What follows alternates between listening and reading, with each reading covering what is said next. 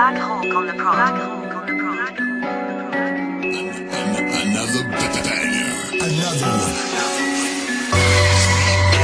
Saregny ela tono tsisy pasy zay koragnanao nigga za tsy kasy eto ray nataonao fa lany pasy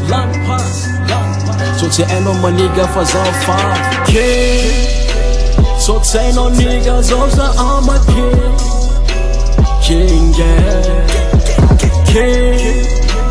ko tsy hay magnarako niga tsao za I'm a lion, I'm a king.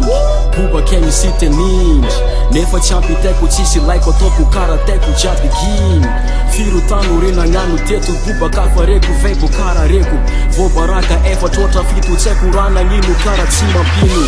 za zô baka nafiry amsy manafy jiaby mila mitady fanafôvy tagnaty tanomaty tsisy raha ilagna vesikolo jiaby misoma vôvy kolotsaigny kolombôdy mafregny nanamôdy zaliga sy tiagnao sakanagny tsonao matsy lalagna miala nakao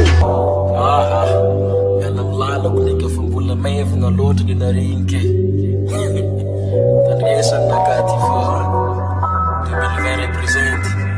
2020 represent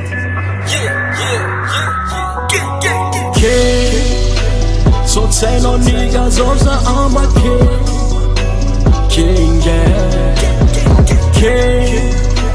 ko tsy hay magnarako niga tsao za Penaroko anora tsy enaty kadrapaka jiaby malaky aty tsy fatifaty ny MC tsy melera karabera werawera laviko mikofera za minazy ty nega kara Rockefeller hoe mbola agnaty beky fogna nega mela hitanarendrigny za ty an'zay ambila I'm a real black king big up filler real niggas fogna mega big up fa bobaka ny fake bobaka ny false friends yeah wow yeah Amanaka ni kwina the same Miala mlalak joy that problem Amanaka ni kwina the same 5 Recording Production.